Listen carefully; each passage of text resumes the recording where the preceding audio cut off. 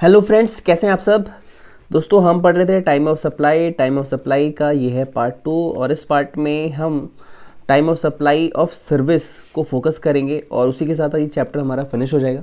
इसके बाद ये जो बुक है आपके पास, इसमें एमसीक्यू है सर और आपके past year questions, RTP, MTP सब कुछ है, तो वो आपको करने होंगे सर और उससे बाहर एग्जाम में नहीं पूछेगा सर। ठीक है, तो टाइप ऑफ सप्लाई की बात करते हैं। सबसे पहले रिवाइज कर लेते हैं गुड्स को लेके। सर गुड्स के लिए हमने पढ़ा था सेक्शन 12 में सबसे पहले हमने 12.2 पढ़ा था नॉर्मल चार्ज। नॉर्मल चार्ज में सर पेमेंट वाला जो है नोटिफिकेशन नंबर 66/2017 हटा दिया गया है प्रोविज़न, अभी फिलहाल अप्लीकेबल नहीं है एग्जाम के लिए। इनवॉइस और लास्ट डेट ऑफ पेमेंट, तो last date of invoice normal case में 30 रहती है और फाइनेंशियल इंस्टीट्यूशन के केस में 45 हो जाती है। तो इनवॉइस की डेट और last date of invoice whichever is जो अर्लियर होगा वो आपकी टाइम ऑफ सप्लाई मान लिया जाएगा। फिर सर इसमें गुड्स के अंदर सेकंड था हमारे पास रिवर्स चार्ज।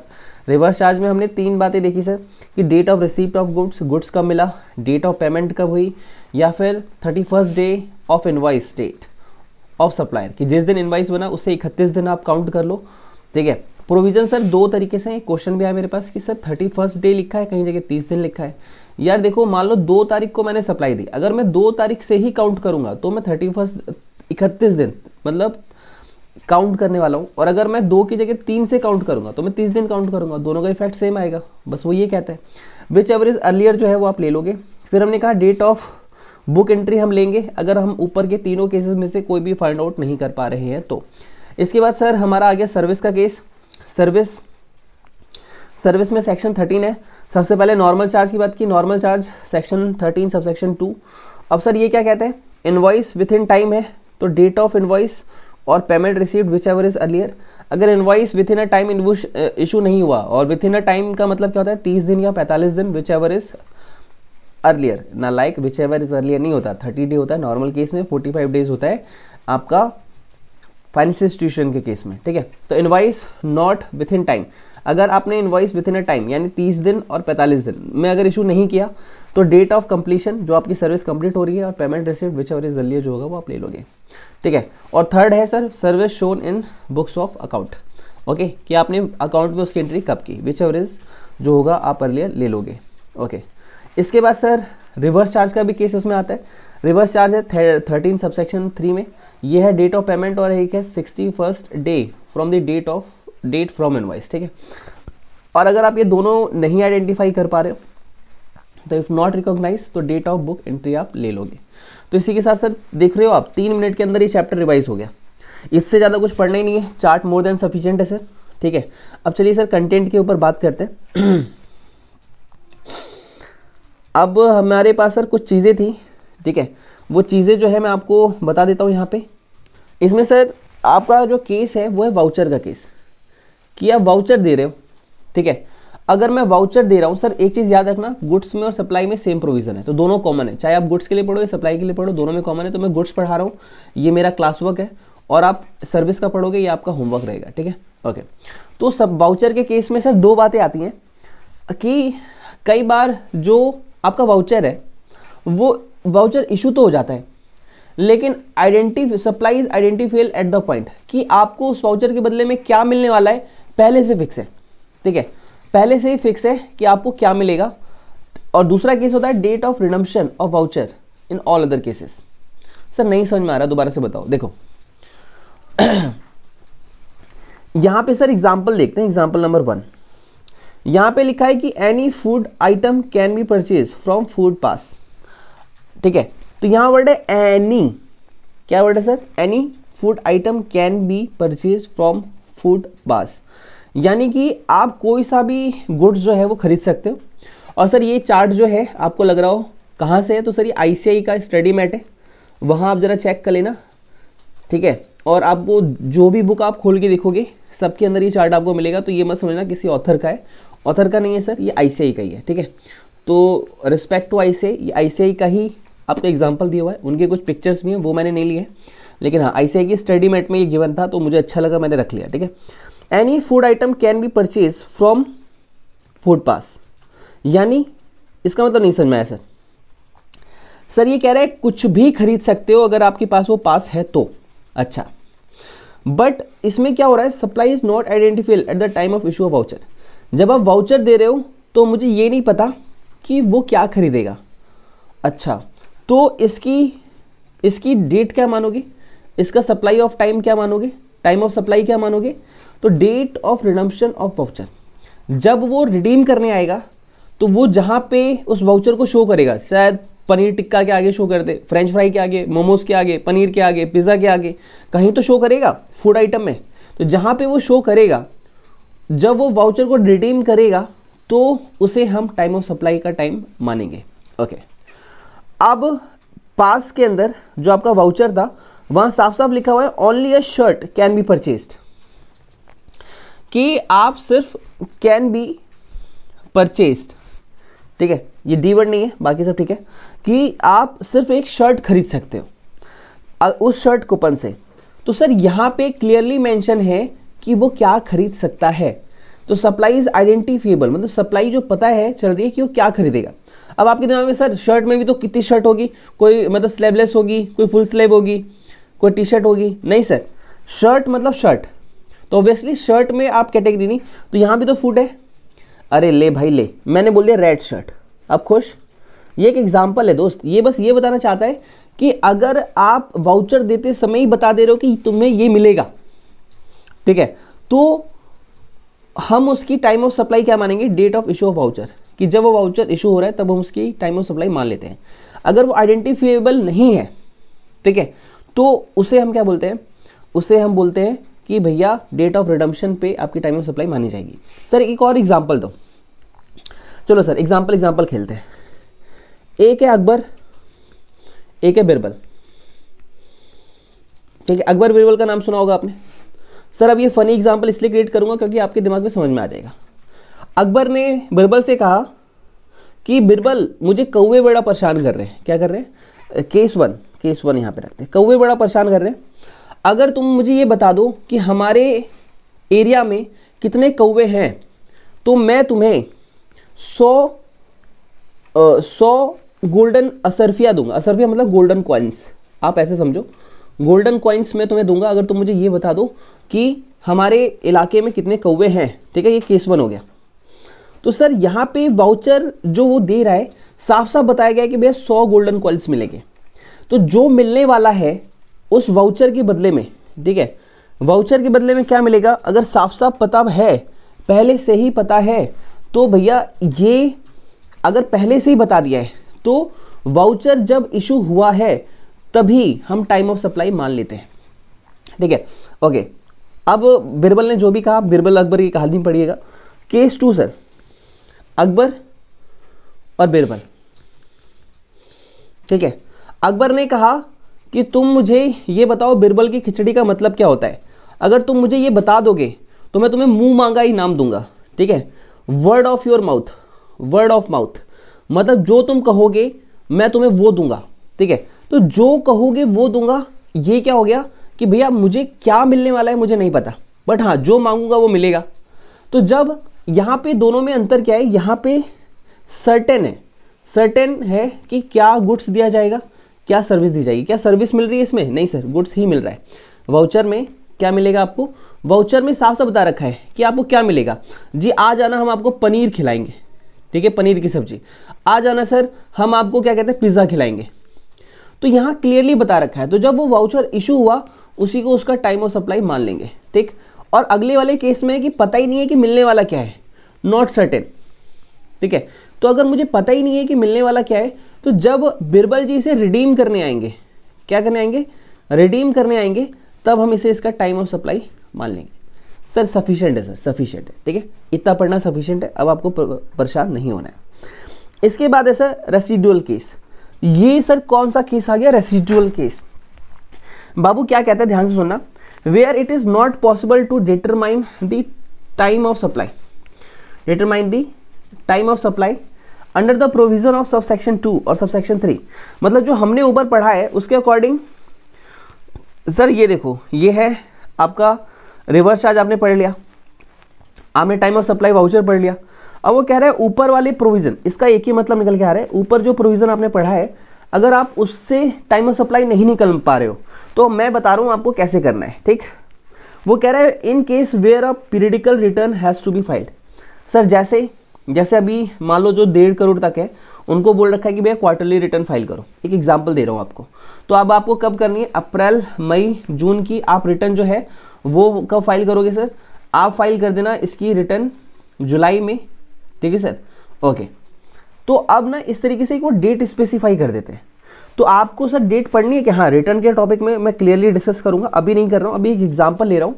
वो कह रहा है कि जब वो बंदा अपनी रिटर्न फाइल करेगा, ठीक है, तो जिस दिन उसने अपनी रिटर्न फाइल की है उस दिन को आप टाइम ऑफ सप्लाई मान लोगे, अगर आप ऊपर वाले केस से फाइंड आउट नहीं कर पा रहे हो तो। सर मैं दोबारा से बोलता हूँ, ऊपर सारे केसेस दिए हैं, अगर ऊपर जो अबव केसेस दिए हैं अगर आप उसके अकॉर्डिंग नहीं फाइंड आउट कर पा रहे हो कि आपकी टाइम ऑफ सप्लाई क्या होनी चाहिए, तो हम ये कहेंगे कि वो बंदा जब अपनी पीरियडिकल रिटर्न, मतलब जो भी मोदी जी के बताया, मतलब मोदी जी मतलब गवर्नमेंट और जीएसटी काउंसिल, उनके द्वारा जो भी डिक्लेयर डेट होगी उस दिन पे जब वो अपने रिटर्न फाइल करेगा, तो रिटर्न फाइल करने वाली टाइमिंग को ही हम उसकी टाइम ऑफ सप्लाई मान लेंगे। अच्छा, in other case be the date on which tax is pay, ठीक है, टैक्स इज पेड, कि दूसरे केसेस में जहां पे वो जो टैक्स है, in any other case be the date on which the tax is paid, कि या तो हम दो केसेस देखेंगे, आपने रिटर्न कब फाइल की, ठीक है, या फिर हम आपसे पूछेंगे आपने टैक्स कब पे किया, टैक्स पेड। दोनों में हम देखेंगे कि आपने कब किया, और जिस पे भी आप पकड़े जा रहे हो उस टाइम को ही आपका टाइम ऑफ सप्लाई मान लेंगे, ठीक है।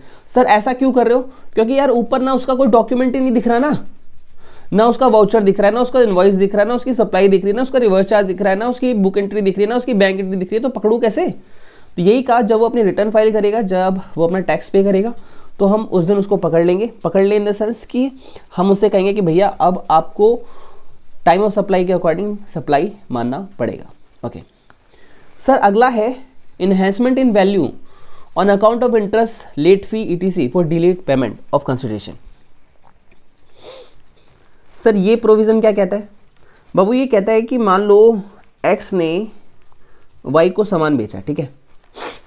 अब क्या हो रहा है, एक्स ने मान लो 1 लाख का सामान बेचा, लेकिन कंडीशन लगाई थी कि भाई तूने 1 महीने में अगर पेमेंट नहीं दी, ठीक है, समझना इस चीज़ों को, 1 महीने में पेमेंट नहीं दी तो सेकेंड मंथ में मैं तेरे पे 10% का ब्याज लगा दूंगा। तो 1 लाख पे 10% का ब्याज लगा, ठीक है, और ये हो गया 1,10,000 रुपये। तो टाइम ऑफ सप्लाई यहाँ पे 1 लाख के बारे में बात नहीं कर रहा। सर आपने ये प्रोविजन पहले ही पढ़ा रखा है, सर मुझे पता है, लेकिन वहाँ टाइम ऑफ सप्लाई नहीं बताया था ना। तो यहाँ पे यही है कि सर ये जो 10,000 एक्स्ट्रा मिल रहे हैं इसकी टाइम ऑफ सप्लाई क्या होनी चाहिए, आपको ये पढ़ाया जा रहा है। ओके ओके ओके, ठीक है।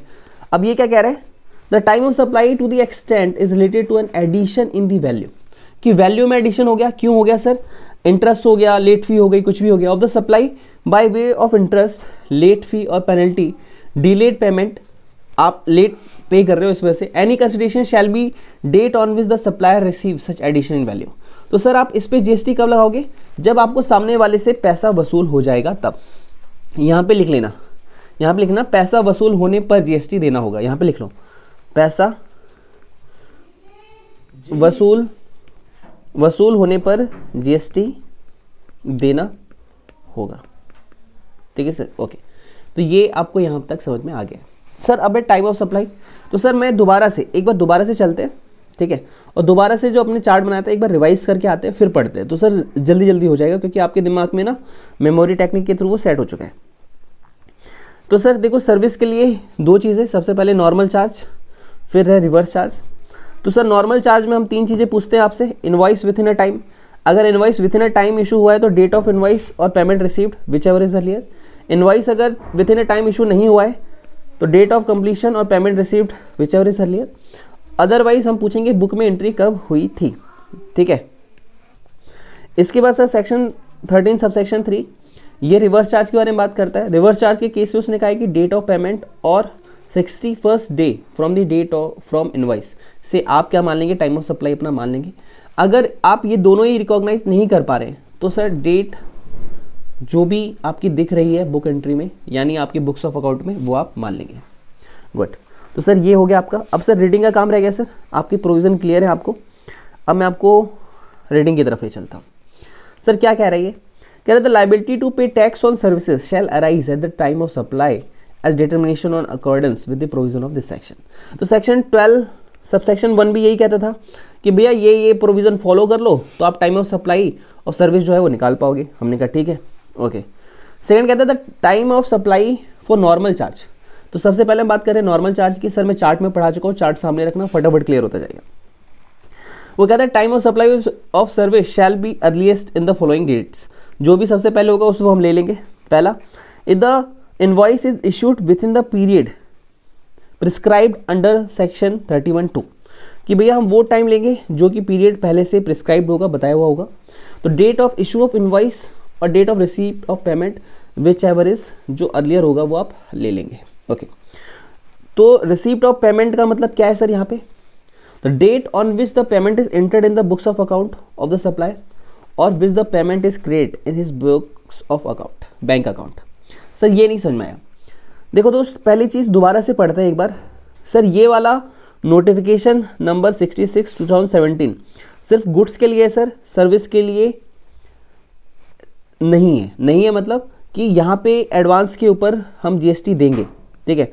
और यहाँ पे नोटिफिकेशन नंबर जो गुड्स के ऊपर था वो वहाँ पे हटा रखा रहता नोटिफिकेशन 66 2017 के अकॉर्डिंग। तो यहाँ पे नॉर्मल जैसे पढ़ना है वैसे ही पढ़ोगे। ये पहला क्या कह रहा है sir, invoice is issued with in the period prescribed. जो भी पीरियड बताया गया है उसके अकॉर्डिंग आपको लेना है। आपने date of issue of invoice की जो भी डेट रखी है, ठीक है, और date of receipt of payment जो भी इनमें पहले होगा वो हम क्या मान लेंगे, टाइम ऑफ सप्लाई मान लेंगे। अगला क्वेश्चन हमारे दिमाग में ये है कि सर रिसीप्ट ऑफ पेमेंट का मतलब क्या है। तो सर वहाँ पे दो बातें लगाई गई हैं कि बुक्स ऑफ अकाउंट में देख लो या फिर बैंक में देख लो, जहाँ भी सबसे पहले आपको दिख जाए, मतलब जो भी एंट्री सबसे पहले हो। मान लो ये 14 को हुआ, ये 16 को हुआ, तो 14 को प्रायोरिटी मिलेगी। अगर ये 16 हुआ है, ये 14 हुआ है, तो 14 को प्रायोरिटी मिलेगी। तो इन दोनों में जो अर्लियर होगा वो date of receipt of payment बन जाता है। कब बनेगा सर, कि अगर जो इनवॉइस है prescribe time, sir prescribe time क्या होता है sir, 30 day normal case, 45 day financial institution, okay. Sir if the invoice is not issued with in the period prescribe under section 31(2), अगर मान लो जो भी पीरियड हम प्रिस्क्राइब कर रहे हैं, बता रहे हैं, उसमें अगर नहीं बताया तो, ठीक है, अगर मान लो 30 दिन के अंदर या फिर 45 डेज के अंदर नहीं इशू हुआ इनवॉइस तो date of provision of service और the date of receipt of payment. Provision of service का मतलब यहाँ पे क्या है कि भैया सर्विस कंप्लीट कब हो रही है।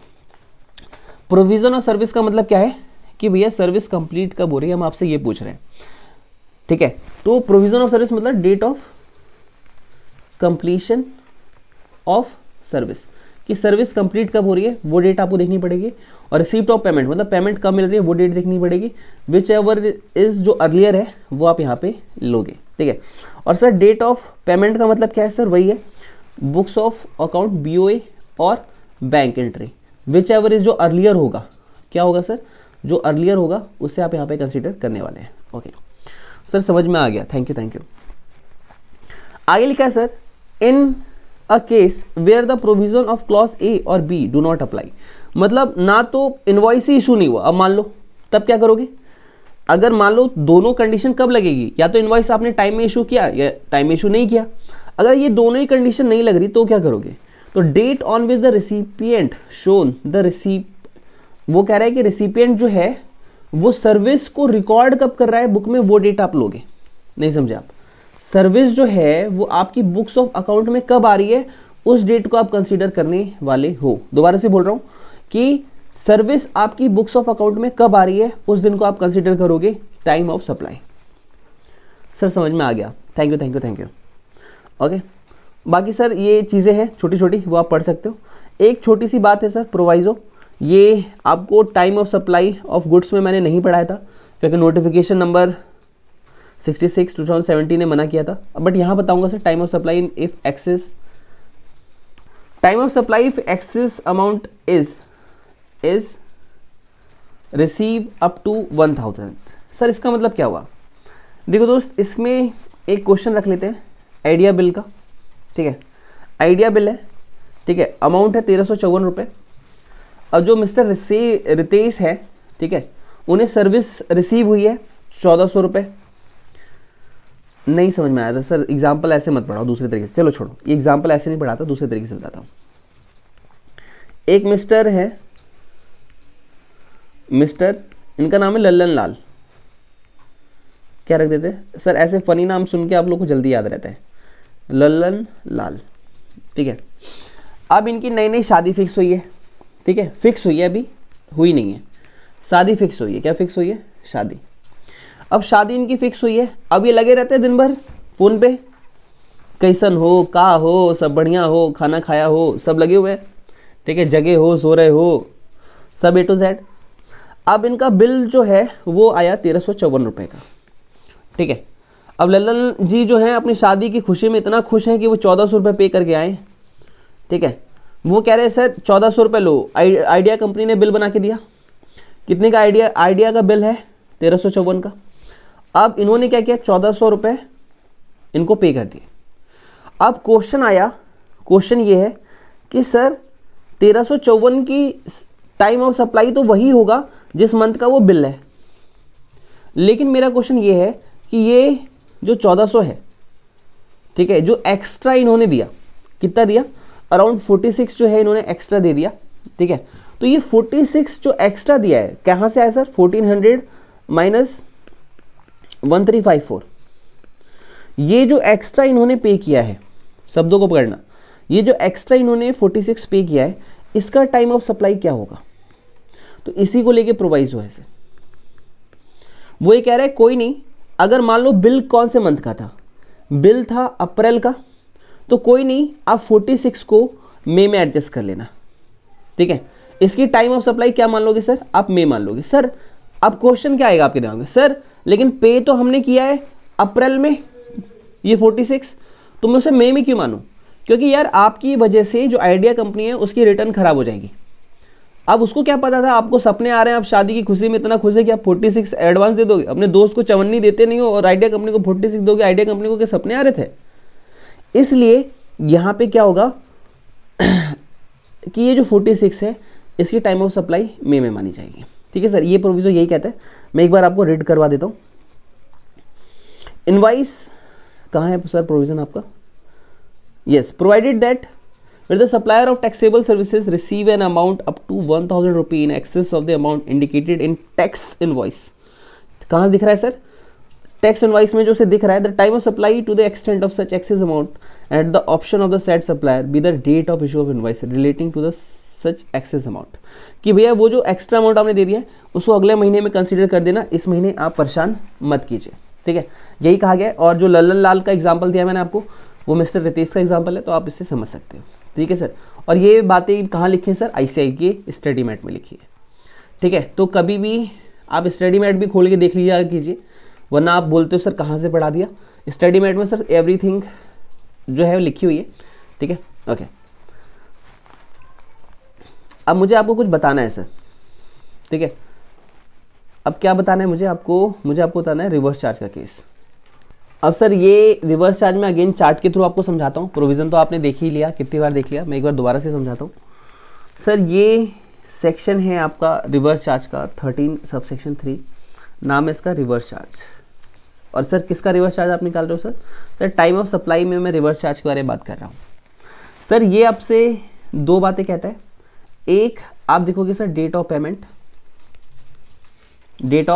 पेमेंट आप चेक करोगे, या फिर आप देखोगे 61st day from invoice date, from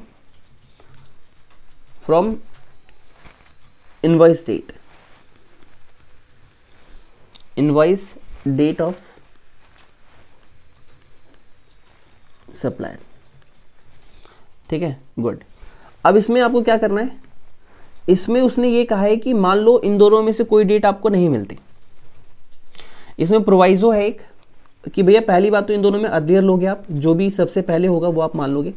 लेकिन इसके बाद अगला क्वेश्चन आता है आपके पास, एक प्रोवाइजो आपको दिया गया है और वो प्रोवाइजो आपसे कहता है कि मान लो if all to about do not apply, कि मान लो कि आप इन दोनों में से ना ये देख पा रहे हो ना ये देख पा रहे हो, दोनों आपको मिल ही नहीं रहा है, ठीक है।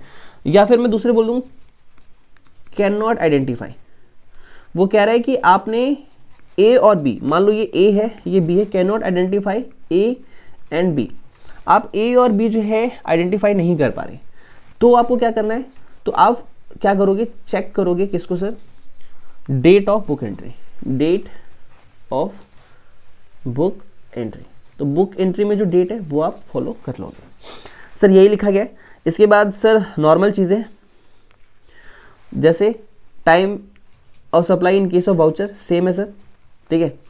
उसके बाद रेसिडुअल केस सेम है सर, और इन्हेंसमेंट सेम है सर, ठीक है।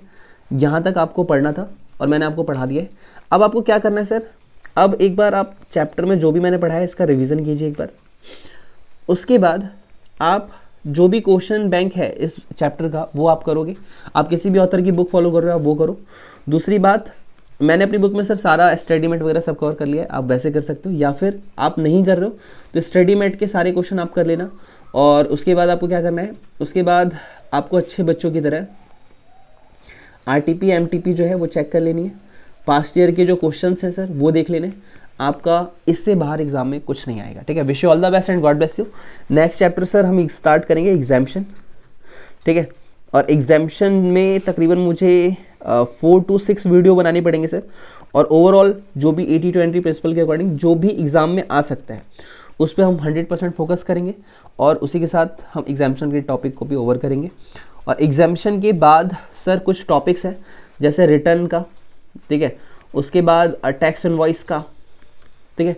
इन पे 2-2 लेक्चर बनाने, इस पे 2 लेक्चर टाइम ऑफ, और यहाँ पे रिटर्न का हो गया, टैक्स इनवॉइस हो गया, ठीक है। और एक और टॉपिक है आपका सर रजिस्ट्रेशन का, उसमें भी 2 लेक्चर लगेंगे, तो अराउंड ये मतलब कि 10 लेक्चर्स ये हो गए, प्लस 4 लेक्चर्स लगेंगे सर आईटीसी पे।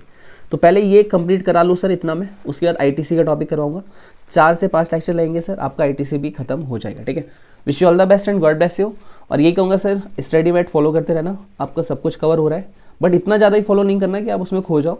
अपने नोट्स बनाते रहना, प्रॉपर पढ़ते रहना, और एग्ज़ाम में एकदम धांसू करके जाना, ठीक है। Wish you all the best and God bless you, take care and bye bye.